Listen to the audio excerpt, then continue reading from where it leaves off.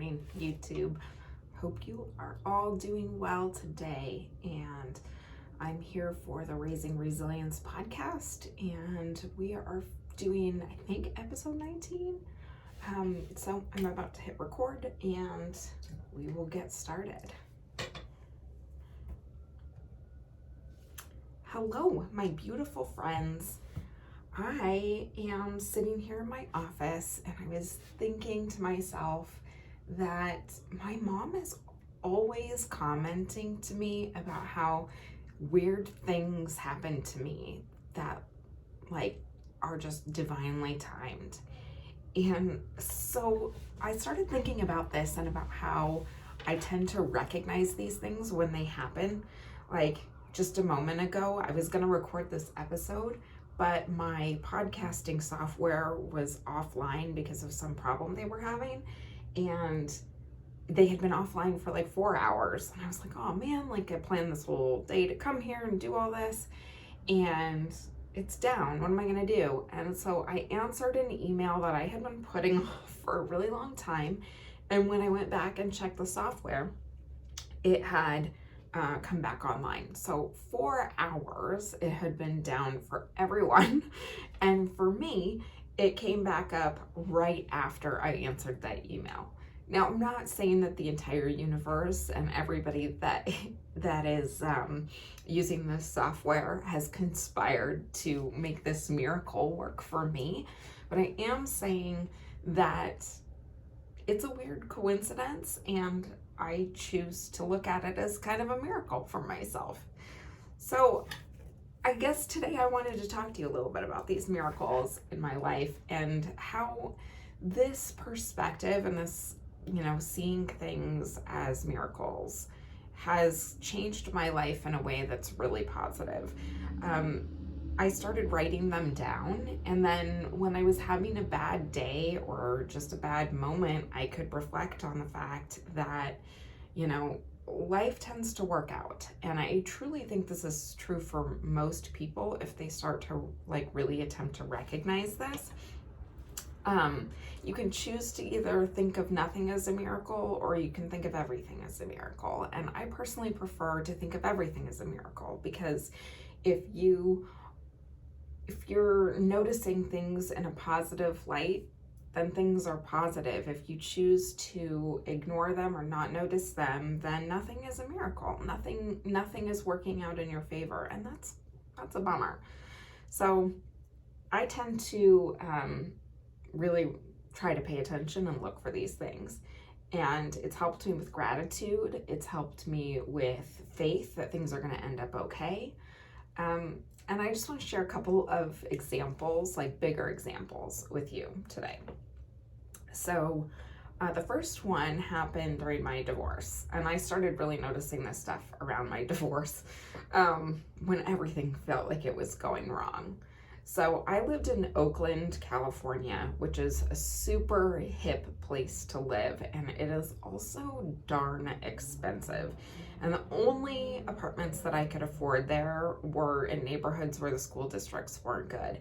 And as a single parent, I honest to God had so much stress. I could not deal with the prospect of worrying about this.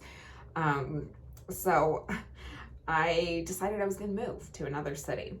And I followed my instincts, and I started looking in a place across the Golden Gate Bridge from San Francisco called Marin County.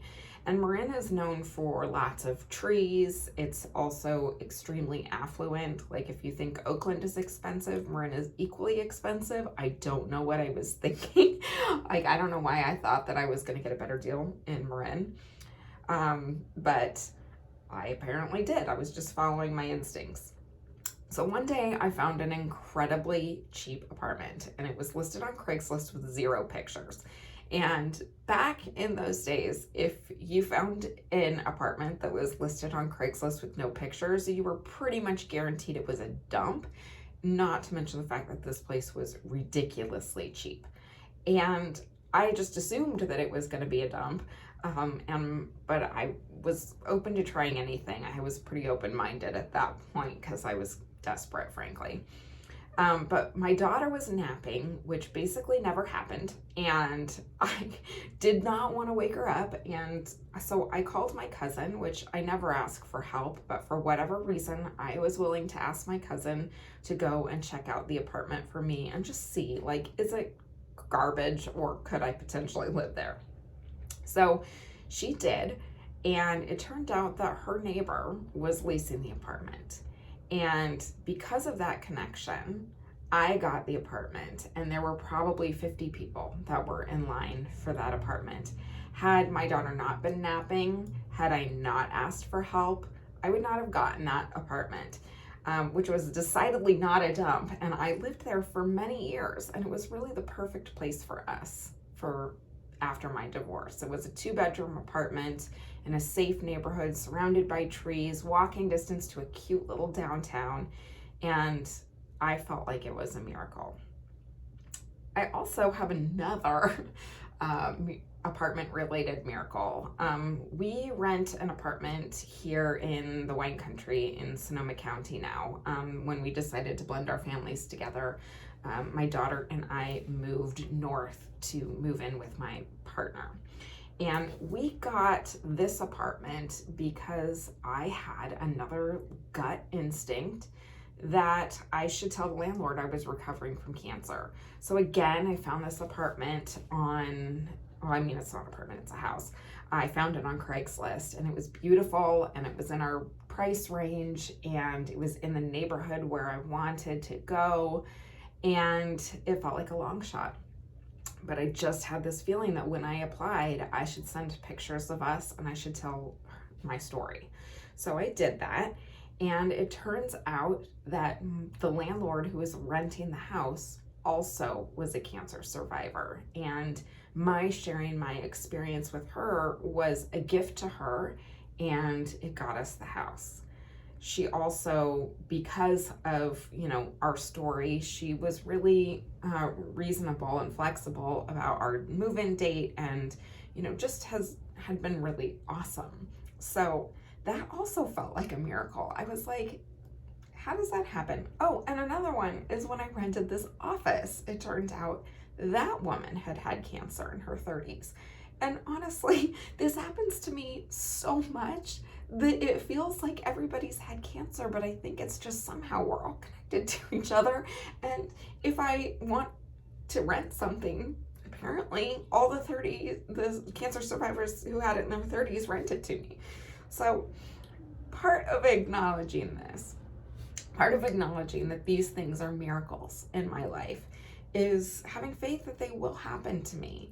And for me, I might not always know how I'm going to get to the place where I end up, but trusting that I will get there, and not being super, attached to the how, because I don't know how the miracles are going to show up, but somehow I have faith that they will. And when they do, I know that it will send me in the direction that I'm going.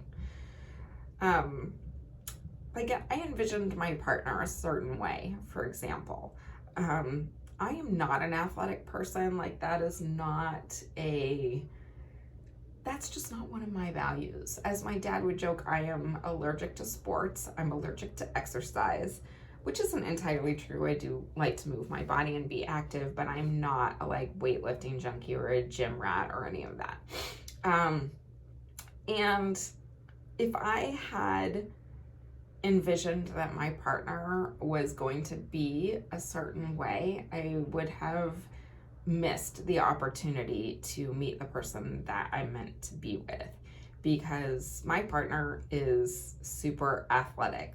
I watch him dive into the pool and I'm like, how did you get your body to do that? He's just a whole different kind of person than I am.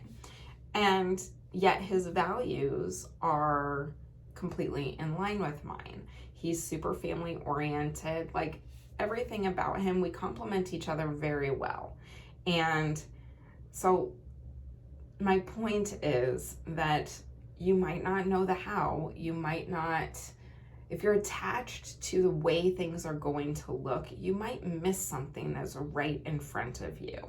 Had I closed myself off to people who were super athletic because of some, insecurity that I have about my body type or my interests, I would have missed out on someone totally incredible. And the same thing goes for, my apartment in Marin County. If I had been completely attached to, things happening a certain way, I might have missed the opportunity to just check something out, even though it probably was going to be a dump. Anyway, my message to you today is think about your life as having unlimited possibilities and try not to get too attached to the outcome, because you might just be surprised by how things show up. I hope that you are having a wonderful week, and I will talk to you next week.